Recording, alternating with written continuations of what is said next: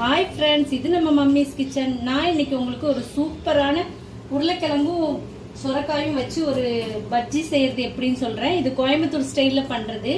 இட்லி தோசைக்கு சூப்பரா இருக்கும் ஃப்ரெண்ட்ஸ். இந்த வீடியோக்குள்ள போறதுக்கு முன்னாடி நம்ம சேனலை லைக் பண்ணுங்க, ஷேர் பண்ணுங்க, சப்ஸ்கிரைப் பண்ணுங்க. நிறைய பேர் சப்ஸ்கிரைப் பண்ணாம பார்த்துட்டு இருக்கீங்க ஃப்ரெண்ட்ஸ். சப்ஸ்கிரைப் பண்ணிட்டு பாருங்க, லைக் பண்ணுங்க, ஷேர் பண்ணுங்க. இப்போ நம்ம சொரக்காய் உருளைக்கிழங்கு பஜ்ஜி பண்ணுறதுக்கு என்னெல்லாம் எடுத்துருக்கோன்னு பார்த்துக்கலாம். ஒரு குக்கர் எடுத்துக்கலாம். அதில் வந்து ஒரு உருளைக்கிழங்கு பெருசாக அறுத்து வச்சுருக்கேன். நான் சொரக்காய் கொஞ்சம் சின்னதாக சொரக்காய் ஒன்று எடுத்து அதையே க்ளீன் பண்ணி கட் பண்ணி எடுத்து வச்சுருக்கேன்.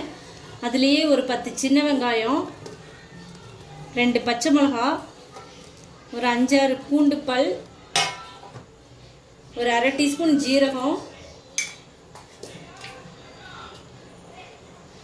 கொஞ்சம் மஞ்சத்தூள், தேவைக்களவு சால்ட். இதில் கொஞ்சம் தண்ணி போட்டுக்கலாம்.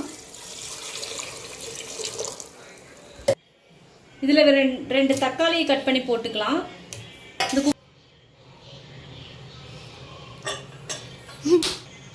இப்போ குக்கரை மூடி வச்சு ஒரு 4 விசில் விட்டு எடுத்துக்கலாம் ஃப்ரெண்ட்ஸ். குக்கர் விசில் வந்ததுக்கு அப்புறம் நல்லா கடைஞ்சி எடுத்துக்கிட்டோம் ஃப்ரெண்ட்ஸ். இதில் வந்து வெங்காயம் தாளித்து கொட்டிட்டோம்னா சூப்பரான சொரக்காய் உருளைக்கிழங்கு பஜ்ஜி சூப்பராக ரெடி ஆயிடும் நமக்கு. இப்போ நம்ம ஒரு கடாயில் எண்ணெய் ஊற்றி கடுகு போட்டுக்கலாம். ஜீரகம் 1 டீஸ்பூன்,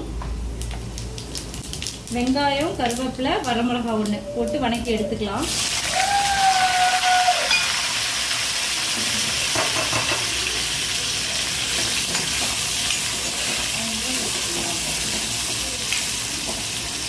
இதில் ஒரு அரை டீஸ்பூன் சாம்பார் தூள் போட்டுக்கலாம். போட்டு நல்லா பச்சை வாசம் போகிற வரைக்கும் வணக்கிக்கலாம்.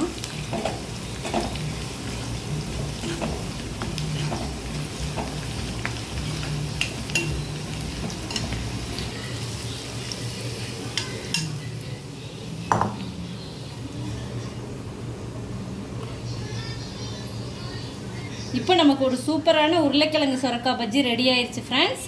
இது நம்ம இட்லியோட தோசையோடலாம் சாப்பிட்ற சூப்பராக இருக்கும்.